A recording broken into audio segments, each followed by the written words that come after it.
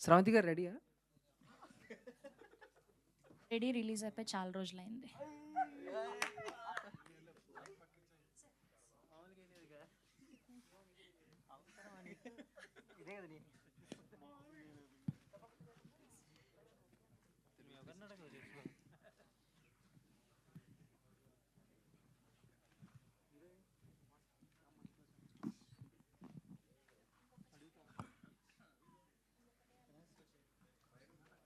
రమేష్ గారు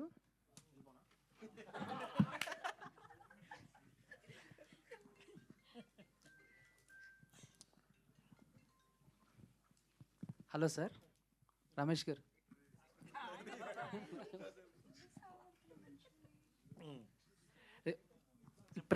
ఈ press meet start అయిన దగ్గర నుంచి అండ్ మీ స్పీచ్ స్టార్ట్ అయిన దగ్గర నుంచి చాలా వరకు ఆర్టిస్ట్గా నన్ను గుర్తించారు అని చెప్పేసి అంటున్నారు. సో ఏంటంటే స్ట్రెస్ చేసి చెప్పటం వెనక ఈ మధ్య ఏమన్నా కొంచెం సినిమాలు తగ్గినాయి, ఎవరు గుర్తించట్లేదనా, లేకపోతే కొంచెం గ్యాప్ వచ్చింది నేను కూడా ఉన్నాను, ఏంటి ఆ సెన్స్ ఏంటి అర్థం కాదు. దానికి దీనికి సంబంధమే లేదు. టైటిల్ ఆర్టిస్ట్ కాబట్టి అలా మాట్లాడితే కొంచెం రీచ్ అవుతుందని తప్ప గ్యాప్ వచ్చింది గుర్తించట్లేదని మీరు అనుకుంటారు, నేను అనుకోవట్లేదు. Okay, thank you.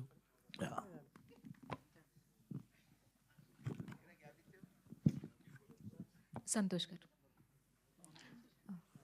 హాయ్ అండి, this is Rani from Telugu 70mm. So చాలా వైల్డ్గా కనిపిస్తున్నారు సినిమాలో. బయట చూస్తే చాలా సైలెంట్గా కనిపిస్తున్నారు. సో ఈ కథ చెప్పినప్పుడు డైరెక్టర్ మీ దగ్గరికి రీచ్ అయినప్పుడు సో మీ ఫస్ట్ ఒపీనియన్ ఏంటి? బ్రో చెప్పనా, నిజం చెప్పనా, కథ గురించి, సినిమా గురించి? సినిమా గురించి. యాక్చువల్లీ కథ చెప్పినప్పుడు నాకు ఇందులో పిచ్చి రవి క్యారెక్టర్ నచ్చిందండి. అది నాకు ఇవ్వమని ఒక 2 months వెనుకబడ్డాను. ఫస్ట్ హీరో క్యారెక్టర్ కన్నా నాకు అది ఎందుకు మనోడు అలా చెప్పాడు, మెయిన్ దీన్ని హైలైట్ చేసి చెప్పడం వల్ల నాకు అది పిచ్చి రవి క్యారెక్టర్ బాగా నచ్చింది. వన్స్ ప్రభాకర్ గారు చేశాక సూపర్, అసలు ఆయనకి బాహుబలి తర్వాత పిచ్చి రవి క్యారెక్టర్ చాలా పేలుతుందండి. అండ్ మీరు వర్క్ చూస్తారు, చాలా బాగుంటుంది. రెగ్యులర్ వర్క్ అయితే ఉండదు, స్క్రీన్ ప్లే బేస్డ్ ఉంటుందండి. అండ్ డైలాగ్స్ పరంగా కానీ యాక్షన్ అంటే వైలెన్స్ పరంగా కానీ కొన్ని బౌండరీస్ ఉంటాయి. సో అది మించి ఉంది అని అనిపిస్తుంది. సో ఎంతవరకు అంటే ట్రైలర్లో చూసి మనం మొత్తం సినిమా అంతా ఉంటుంది అని అనుకోకపోవచ్చు, కానీ సో ఎంతవరకు అవి బౌండరీస్ అనేవి మెయింటైన్ చేశారు? ట్రైలర్ చూసి మీరు భయపడి ఉండొచ్చు, కానీ సినిమా చూస్తే మీరు ఎమోషనల్గా కనెక్ట్ అవుతారు. మేబీ మీరు 2 drops అయినా రావచ్చు. సో కంప్లీట్ డిఫరెంట్గా ఉంటుంది. ఆల్ ది బెస్ట్ అండి. Thanks lot. యాక్చువల్గా మీరు ఇందాక మాట్లాడుతూ కొన్ని సినిమాల్లో పెద్ద పెద్ద రాడ్లు గొడ్డళ్ళు వాటితో ఫైట్ చేస్తారు, కానీ ఇందులో చాలా చిన్నవే ఉన్నాయి అని చెప్పారు. యా, బట్ అది ఈజీగా అవైలబుల్గా ఉంటుంది కాబట్టి నిజంగానే దీంతో కూడా వైలెన్స్ చేస్తారనే డౌట్ అందరికీ వస్తుంది కదా. సో అది కూడా ఒక టైప్ ఆఫ్ వైలెన్సే కదా. అంటే అదే ఇంట్లో నార్మల్గా తినేదే కదా, సో దీంతో కూడా భయపెట్టచ్చా అంటే ఎట్లుంటుంది, బాగుంటుంది కదా అనిపించింది అంతే. అందుకని ఈజీగా భయపడతారు. ఎస్, ఈ కథ ఎంచుకున్నప్పుడు సో మోర్ వైలెన్స్ కనిపిస్తుంది. వైలెన్స్ కంటే కూడా ఏదో ఒక వైలెన్స్తో పాటు ఒక మెసేజ్ కూడా ఉంటుంది. ఇంత వైలెన్స్ చూపించారంటే సో డిఫరెంట్ పాయింట్ ఏం చూపిస్తున్నారు ఈ సినిమాలో? కొత్తగా కథలేం చెప్పలేం కదండి, కథ పాతగానే ఉంటుంది ఎప్పుడైనా సరే. స్క్రీన్ ప్లే కొత్తగా ఉంటుంది. సో కొత్త స్క్రీన్ ప్లేతో కొత్త ప్రజెంటేషన్ ఇచ్చాను. సో 100% ఆ హుక్ అయి చూస్తారు. నేను చెప్పే క్యారెక్టరైజేషన్స్ కానీ చెప్పే స్క్రీన్ ప్లే కానీ చాలా పర్ఫెక్ట్గా కొత్తగా అలా ఉండిపోతారు. అది నేను గ్యారంటీగా చెప్పగలుగుతాను. Krishika. Yeah, hi Krishika, welcome to Tollywood. Thank you. Do you have any sisters in Tollywood? Like you are looking like a Ashu Reddy. Exactly. No. Yes, jokes apart, what is your first experience with this movie when director or any producer approaches you? So what is your first feeling and expression about this movie? First feeling was a bit weird because he was in Mumbai for casting and he called me for audition. So I've gone through that process. So of course, I just thought that, like you said, with that spoon thing and all. So I just thought that, you know, his mind is like he's little cuckoo. So I thought, I don't know what he's gonna make. But when I came here, I did look test, and after when shoot began, um, I think I am so lucky that, you know, I got this part. And like earlier I said that thank you so much, sir, for choosing me for Janu, because I think I don't think so I could have asked for a better, you know, debut here. So thank you so much. Maybe he gave the new element to the violence. I think so. I think so. And it's a different one. So Yes. I hope people enjoy it. Producer గారు sir, మీరు as a business మ్యాన్గా ఉంటూ, so మీకు ఆ హెడేక్సే చాలా ఉంటాయి, but why సినిమాని ఎందుకు చూస్ చేసుకున్నారు, అండ్ ఈ సినిమా మీద మీ కాన్ఫిడెన్స్ లెవెల్స్ ఏ విధంగా ఉన్నాయి, అండ్ ఆడియన్స్కి ఎంతవరకు రీచ్ అవుతుంది అని అనుకుంటున్నారు? Well, this is a great opportunity and to connect with my country, because I have been living in the United States for the last 25 years. So నేను ఈ లాట్ ఆఫ్ తెలుగు అసోసియేషన్స్కి ప్రెసిడెంట్గా ఉన్నాను అమెరికాలో ఉన్నప్పుడు. లాట్ ఆఫ్ ఈ యాక్టర్స్ని, హీరోస్ని తీసుకొచ్చేవాడిని నేను అక్కడికి. పెద్ద పెద్ద ఈవెంట్లు చేసేవాళ్ళం మేము. సో ఆ విధంగా నాకు ఆల్మోస్ట్ చిన్నప్పటి నుంచి కూడా నాకు ఒక ఫిల్మ్స్ అంటే ఒక ప్యాషన్ ఉందండి. డిస్పైట్ ద ఫ్యాక్ట్ దట్ నేను ఒక ఇన్ఫర్మేషన్ టెక్నాలజీ కంపెనీస్కి సీఈఓగా ఉంటూ ఫిల్మ్స్ తీయాలని ఒక ప్యాషన్ నాకు ఉంది, ఒక కైండ్ ఆఫ్ డిటర్మినేషన్ ఉంది. సో నేను నా ఫస్ట్ ఫిలిం నువ్వు తోపురే తీస్తున్నప్పుడు ప్రొడ్యూసర్ డైరెక్టర్ రతన్ రిషి నేను ఆల్మోస్ట్ ఈ 2 సినిమాలు కూడా ప్యారలల్గా తీయడం జరిగింది. అప్పుడు నాకు కనెక్ట్ అయ్యాడు నాకు. సో తర్వాత మా 2 మూవీస్ రిలీజ్ అయినాయి. నాది 2019లో నా ఫిల్మ్ రిలీజ్ అవ్వటం, నేను ఇంకొక ఒక ప్రొడ్యూసర్ ఇద్దరం కలిసి తీసినటువంటి మూవీ. సో తర్వాత రిషి నాకు అప్రోచ్ అవ్వడం జరిగింది, ఇలా ఒక మంచి కాన్సెప్ట్ ఉంది ఈ మూవీ, ఇది చేద్దామని. సో మెయిన్ నా మోటివ్ ఏంటంటే I just wanted to bring new comers to this film and I wanted encourage them. అది మెయిన్ మోటివ్తో ఈ మూవీ. అంటే as a matter of fact నేను అసలు ఈ మూవీ స్టోరీ వినలేదండి యాక్సెప్ట్ చేసినప్పుడు. క్వైట్ అది ఇంట్రెస్టింగ్ ఉంటుంది చాలామందికి. ఓకే చెప్పిన తర్వాత నేను ఎయిర్పోర్ట్కి వెళ్తూ ఒక హాఫ్ అన్ అవర్ రిషి నాకు ఎక్స్ప్లెయిన్ చేస్తే వెరీ హరీగా వినటం జరిగింది. అప్పటికే నేను డిసిషన్ తీసుకున్నాను, నేను విల్ మూవ్ ఫార్వర్డ్ అని. సో ఆ విధంగా ఏంటంటే ఒక మంచి ఇంట్రెస్ట్తో తీసినటువంటి ఫిల్మ్ ఇది. అయితే చాలా బాగా వచ్చింది. ఒక ప్యాషనేట్తో వచ్చే ఏ యాక్టర్స్కైనా, డైరెక్టర్స్కైనా, ప్రొడ్యూసర్స్కైనా వచ్చిన తర్వాత ఒపీనియన్ అనేది కొంచెం మారుతూ ఉంటుంది. సో ఇప్పుడు మీరు అంటే బిఫోర్ మూవీస్ వైపు చూడకముందు, ఇప్పుడు మూవీ తీసిన తర్వాత మీ ఒపీనియన్ ఏమైనా ఆ స్టాండర్డ్స్ ఏమైనా తగ్గాయా, పెరిగాయా అంటే ఏం చెప్తారు? స్టాండర్డ్ చాలా పెంచామండి.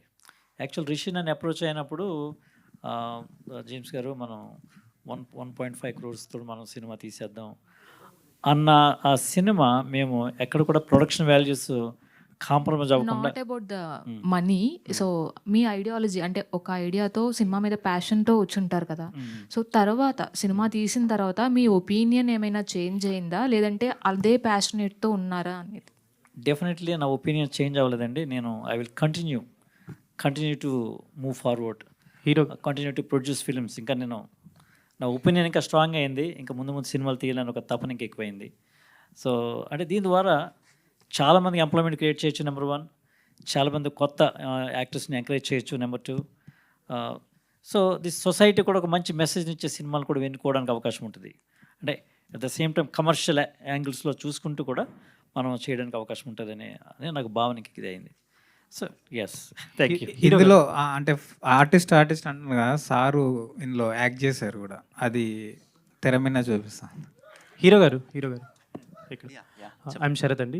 Hi, Sharath. ఇందాక మీరు మాట్లాడేటప్పుడు సినిమా డైలాగ్ చెప్పారు, కంటిన్యూగా కొంచెం బూతులు కూడా మాట్లాడారు. Yeah, yeah. సో అంటే మీరు అంతే కాన్ఫిడెంట్గా ఉన్నారా మీ సినిమా మీద? చూసా కాబట్టి కాన్ఫిడెంట్ ఉన్నా. అంటే డే 1 ఎంత పాజిటివ్ ఉందో, అంటే షూట్ స్టార్ట్ అయిన రోజు ఎంత పాజిటివ్, ఎంత కాన్ఫిడెంట్ ఉన్నానో, సినిమా ఫినిష్ అయ్యాక డబుల్ కాన్ఫిడెంట్ ఉన్నా. అంటే ఇక బూత్ అంటే అది జనరల్ తెలంగాణలో కామన్గా వాడే పదమే కాబట్టి ఇట్స్ ఓకే, అది ఫ్లోలో వచ్చేసింది, సారీ.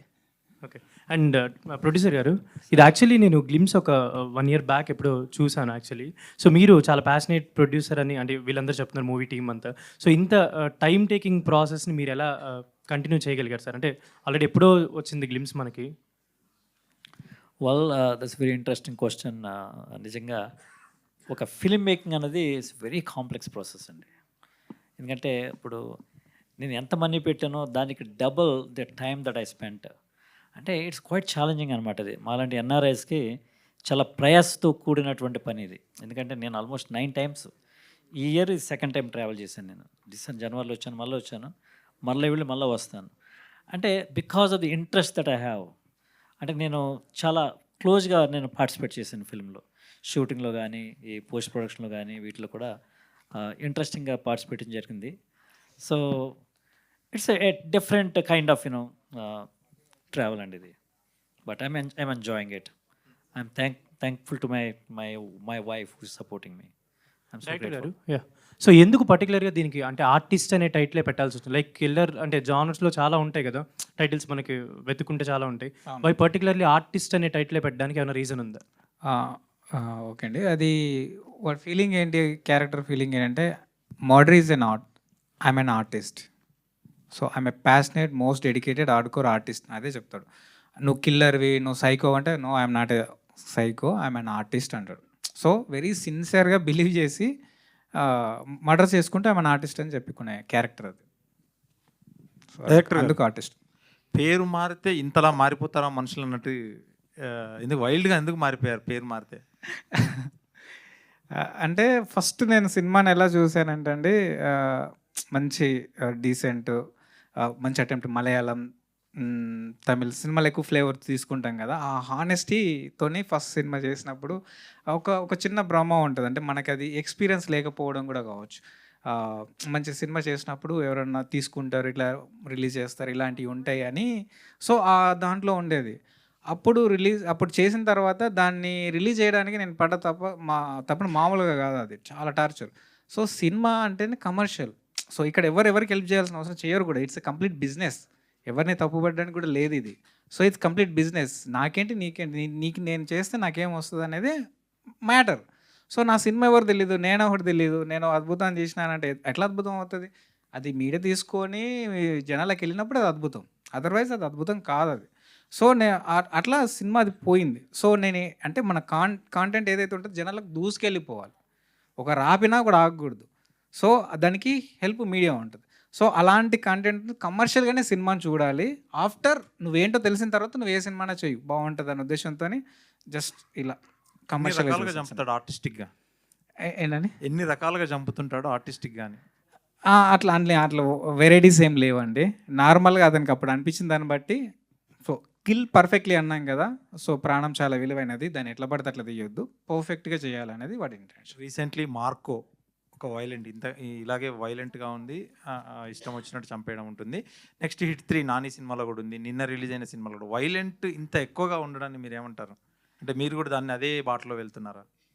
అంటే చిన్న సినిమాకి పెద్ద సినిమాకు చిన్న చేంజ్ ఏంటంటే కాంప్లికేషన్ చాలా ఉంటుంది. అంటే ఒక చిన్న సినిమా బయటికి రావడానికి, అది ఫామ్ చేసుకోవడానికి, ఇక్కడ దాకా రావడానికి చాలా కష్టం ఉంటుంది కదా. సో యాక్చువల్లీ ఇది 2 years బ్యాక్. సో ఇప్పుడు ఈ గ్యాప్లో ఇవన్నీ రావడం వల్ల నేను ఇన్స్పైర్ అయినట్టుగా ఉంది, వీటిని ఫాలో అయినట్టుంది. So end of the day ఏది ముందు వచ్చింది అనేది ఇంపార్టెంట్. సో వాటిని ఏమి తీసుకున్నది కాదు. బట్ వైలెన్స్ అనేది కొంచెం మాస్ యాంగిల్లో చూస్తాం కదా, అది జనాలకి ఈజీగా వెళ్తుంది, ఆడియన్కి ఎక్కువ అట్రాక్షన్గా ఉంటుంది అనే ఉద్దేశంతో. అందుకే క్రైమ్ ఎవరు ఎంకరేజ్ చేయరు, కానీ ఇంట్రెస్టింగ్గా చూస్తారు. క్రైమ్ జరిగిన దాన్ని పగలబడి మరి బ్యాక్ టు బ్యాక్ మనం బ్రేకింగ్ న్యూస్ లాగా చూస్తూ ఉంటాం. అదే చెప్తున్నాడు అక్కడ. క్రైమ్ ఎవరు ఎంకరేజ్, చంపమని చెప్పారు, ఏం చెప్పారు, కానీ వచ్చిన దాన్ని మాత్రం బ్యాక్ టు బ్యాక్ చూస్తారు. ఎలా చంపాడు, ఏం జరిగింది, లోపు ఎలా వదిలేశారు, ఎక్కడ దొరికాడు, ఏంటి, దాని మీద 100 episodes వస్తాయి. వైలెంట్ ఎంతగా చూపించారో రొమాన్స్ కూడా అంతే ఎక్కువ చూపించినట్టున్నారు. బ్యాలెన్స్ చేయాలి కదా అని. ప్రొడ్యూసర్ గారు, సార్ అమెరికా నుంచి వచ్చి ఇంత వైలెంట్ చూపించాలా 2 గంటల సినిమా? అంటే ఆడియన్స్ యొక్క పల్స్ బట్టి మనం సినిమాలు తీయడం అన్నది కూడా ఒక ఇంట్రెస్టింగ్ అది. సో అయితే ఆయన కథ నా దగ్గర తీసుకొచ్చినప్పుడు మరి ఆ కథ ప్రకారం మరి చేయలేదు. దాంట్లో ఒక వండర్ఫుల్ మెసేజ్ ఉంటుంది ఎట్ ది ఎండ్. ఆ మెసేజ్ బట్టి నేను యాక్సెప్ట్ చేయడం జరిగిందండి. సో అంటే 2 గంటలు వైలెన్స్ చూపించి లాస్ట్ 2 నిమిషాలు మెసేజ్ చెప్పడం అంటే 2 గంటల్లో కూడా మీకు వైలెన్స్ ఉండదు, మధ్యలో చాలా డార్క్ కామెడీ ఉంటుంది, క్వైట్ ఇంట్రెస్టింగ్ ఎపిసోడ్స్ ఉంటాయి. So audience will definitely enjoy that. ఇందులో రొమాన్స్ సీన్స్ చేశారా, మీరు వైలెంట్గా యాక్ట్ చేశారా? నాది జస్ట్ ఒక 1 మినిట్ ఎపిసోడ్ అండి అది. సో డైరెక్టర్ గారు ఏంటంటే మీరు చెయ్యాలి అంటే కోర్స్ ఐఎమ్ ఆల్సో ఇంట్రెస్టెడ్. నేను తీసే ముందు ఫిల్మ్స్లో కంపల్సరీగా నేను ఒక చిన్న యాక్షన్ చేద్దామని అనుకుంటున్నాను, క్యారెక్టర్ చేద్దామని. ఇంట్లో వాళ్ళు చూసారా సార్ ఈ సినిమా? మా వైఫ్ పిల్లలు చూసారండి. Yeah, okay, all the best. Thank you. Director గారు ఇక్కడ హాయ్ అండి, ఐ మంజ్లీ. హాయ్ అండి. సో ట్రైలర్ చాలా బాగుంది అండ్ సాంగ్ కూడా చాలా బాగుంది. Thank you. బట్ ఇందాక మీరు మాట్లాడుతూ అంటే 2 years బ్యాక్ రావాల్సిన సినిమా, సో ముందుగా ఆల్మోస్ట్ అన్ని ఈ జానరాలు వచ్చేసాయి కాబట్టి ఇన్స్పైర్ అయ్యానేమో అని అంటున్నారు. But too much of violence ఉంది, at the same time too much of romance కూడా ఉంది. But these kind of cinema తీయాలంటే డెఫినెట్లీ ఏదో ఒక ఇన్స్పిరేషన్ అన్నది ఉంటుంది.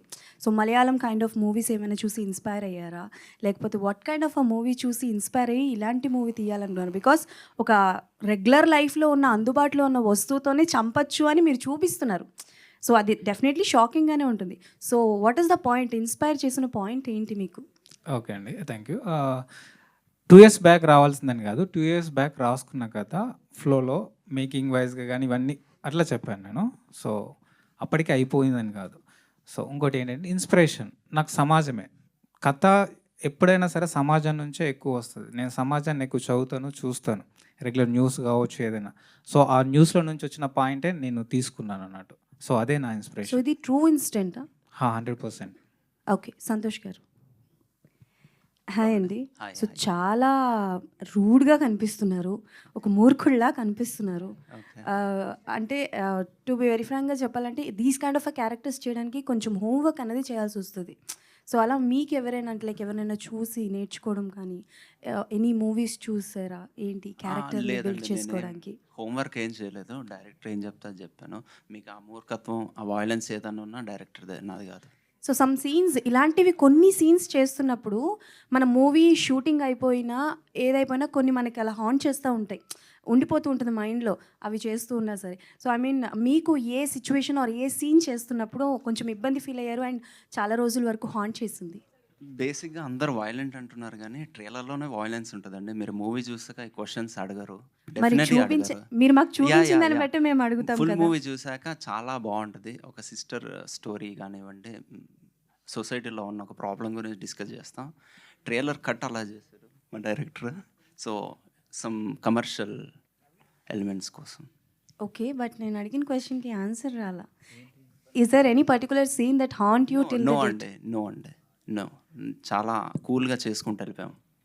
నేను యా సంతోష్ గారు, సంతోష్ గారు అంటే ట్రైలర్లో Hi. చూస్తుంటే మనకి మీరు సిగార్స్ అనేది ఇలా తీసుకొని వెళ్తుంటారు కదా. యా. సో అంటే ప్రాక్టీస్ టైంలో ఇప్పటి వరకు అంటే టిల్ ది షూటింగ్ ఎండ్ వరకు ఎన్ని సిగార్స్ అనేది ఆ షార్ట్కి అయితే చాలా ఇబ్బంది పడ్డా అండి. వామిటింగ్ అయింది నాకు. సిగరెట్ అంటే ఓకే అప్పుడప్పుడు, చుట్ట ఆ స్మెల్కే వామిటింగ్ వచ్చింది. సో అది చాలా కష్టపడ్డా అండి. సో అంటే ఇప్పటివరకు ఎన్ని పప్స్ అని వచ్చాము అంటే మీ దృష్టిలో, అంటే ఇప్పటివరకు పర్ఫెక్ట్ ట్రయల్ కోసం కావచ్చు? అదే ఒక 20 దాగుంటా, ఒక్క షార్ట్కి 20 చుట్టాలు దాగుంటా అండి. దానికి స్పెషల్గా రాజమండ్రి నుంచి తెప్పించారు. అదే అక్కడ ఆర్టిస్ట్ కనబడుతున్నారు. Thank you. అంటే డైరెక్టర్ చెప్పింది చేయాలి, అది ఎంత కష్టం ఉన్నా. ఆపర్చునిటీ కోసం వెయిట్ చేస్తున్నాం, అలాంటి ఒక పర్సన్కి వచ్చింది. సో దాన్ని మనం ఫుల్ఫిల్ చేయాలి. వెంకీ అన్న, ఈ మూవీలో మీ క్యారెక్టర్ ఎలా ఉండబోతుంది? ఈ మూవీలో నాది యాక్చువల్ ఏంటంటే ఫ్రెండ్ క్యారెక్టర్ అండి. ఇది ఒక సపరేట్ కామెడీ, డార్క్ కామెడీ అన్నాం కదా. బట్ కాకపోతే కల్పించి కావాలని పెట్టింది కాదు, కథాపరంగా సాగే కామెడీ. హీరోకి మేము అంటే ఒక హెల్పింగ్ చేస్తూ ఉన్న టైంలో జరిగినటువంటి ఒక కూల్ కామెడీ అనమాట. సో కథలో అనుగుణంగానే ఉంటుంది తప్ప ఏదో ఇరికించి పెట్టింది అయితే కాదండి. Thank you. డైరెక్టర్ గారు, ఆ పోస్టర్లో హీరో గారు లుక్ చూస్తే పవన్ కళ్యాణ్ గారు లుక్లా ఉంది. ఆ పవన్ కళ్యాణ్ గారు కనబడతారు, చిరంజీవి గారు కూడా కనబడతారు ఒక దాంట్లో, అక్కడ బయట.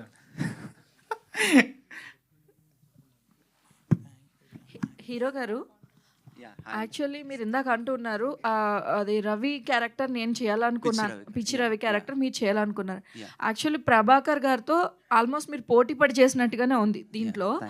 సో ఆయనతో వర్కింగ్ ఎక్స్పీరియన్స్ అండ్ అలాంటి ఆర్టిస్ట్తోని అంటే బీట్ చేయాలంటే కొంచెం కష్టం అవుతుంది. సో మీరు ఎటువంటి జాగ్రత్తలు తీసుకున్నారు ఆయనతో ఈక్వల్గా యాక్ట్ చేయడానికి? కానీ ఎటువంటి జాగ్రత్తలు తీసుకోవడం జరిగింది?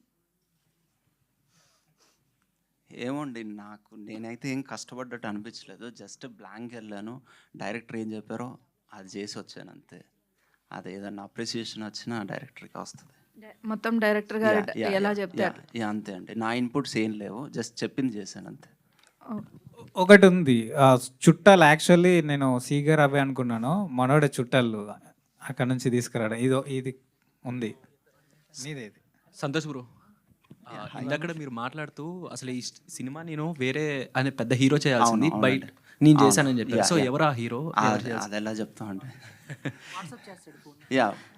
లేదులే చెవులో కొంచెం. రమేష్ గారు, రమేష్ అన్న అన్న అంటే ఇప్పుడు ఏ సినిమాలో చూసుకున్నా మీది ఎక్కువ తాగుబోతు క్యారెక్టర్ ఉంటుంది. అంటే మీ పేరు కూడా తాగుబోతు రమేష్ అని. కానీ ఈ సినిమాలో తాగుబోతు క్యారెక్టర్ అసలు లేదని చెప్తున్నారు కదా. అంటే అదే ఇప్పుడు బేసికల్గా గ్యాబ్ అంటే మనోడు అన్నాడు కదా, గ్యాబ్ వచ్చిందని ప్రెస్టేజ్ అంటే ప్రెస్టేషన్ ఏముండదు. ఏ క్యారెక్టర్ అయినా ఒక పీక్స్ వరకు వెళ్తాం. తాగుబోతు పీక్స్ చూసే కదా, అవి వచ్చినా చేయబుద్ధి కాదు, తెలియకుండా ఆ గ్యాబ్. నన్ను నేను కొత్తగా ప్రూవ్ చేసుకోవాలంటే ఇలాంటి సినిమాలు పడాలి కదా. పేరు అదే ఉంటుంది, తాగుబోతు రమేష్ ఇస్ బ్రాండ్, రైట్? అట్లానే ప్రతిరోజు తాగితే బాగోదు కదా, ఇంట్లో కూడా రానియరు. అందుకని కొంచెం గ్యాప్ ఇచ్చా, కొత్తగా ట్రై చేద్దామని. ఇందులో ఎమోషన్ క్యారెక్టర్ ఏమైనా ఉంటుందా?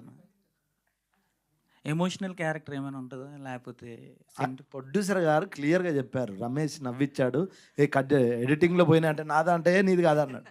మళ్ళీ నువ్వు ఎమోషనల్ అంటాడు. Okay next.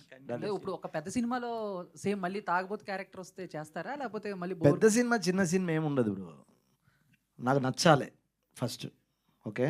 ఇంకోటి ఏంటంటే ఎప్పుడైనా ఇది పెద్ద సినిమా చిన్న సినిమా అంటే ఏముండదు. నా అవసరం ఉంటే ఎవరైనా పిలుస్తారు కదా. అట్లా అంటే చిరంజీవి గారి సినిమా కూడా చేశా కదా, బోలా శంకర. ఒక్క సినిమా అందమే తాగుతాం, సినిమా అంతా తాగం కదా. అట్లా కొంచెం అవాయిడ్ చేద్దామని. కొంచెం నేను బాగానే ఉన్నా కదా, బాగాలేనా మరి? మీ ఫ్రెండ్స్ జబర్దస్త్ నుంచి అటు వేణు గారు కానీ లేకపోతే ధనరాజు గారు కానీ ఇద్దరు కూడా డైరెక్టర్గా టర్న్ తీసుకున్నారు. అవును. అండ్ ఫ్యూచర్లో ఎప్పుడైనా తాగుబోతు రమేష్ గారిని మేము ఏమన్నా సర్ప్రైజింగ్గా ఏమన్నా ఒక సినిమా డైరెక్టర్ అయ్యి చూస్తామా అని ఉందా? అది ఏమో, అది నాకు తెలియదు. వెంకయ్య మీకు కూడా ఉంది కదన్న, ఉంది చెప్పాలి. ఉంది అన్న, ఉంది. ఆల్రెడీ కథ కూడా అయిపోయింది, చాలా పెద్ద బ్యానర్ లో రాబోతుంది. ఇదైతే చెప్పగలను, చాలా పెద్ద బ్యానర్ లో ఉంది, నిజంగానే ఉంది. అంటే వీళ్ళు నా ఫ్రెండ్స్ డైరెక్ట్లు అవ్వకముందు కథలు చెప్పేటోని. కాకపోతే మనల్ని నమ్మి ఎవరో ముందుకు రావాలి, అది మన చేతులు ఉండదు, మన టైం అన్న. తెలిసిపోయింది, ఓపెన్ అయిపోయినాయి. ఓకే అన్న, వెయిటింగ్ అన్న. క్యారెక్టర్ ఏంటన్న అంటే ఇప్పుడు తాగుబోతు కాకుండా ఏది ఇంకా అంటే మీకు చేయాల్సిన రోల్ ఏదైనా, డ్రీమ్ రోల్ ఏదైనా ఉందన్న? జబర్దస్త్లో మస్తు చేస్తున్నావు కదనే.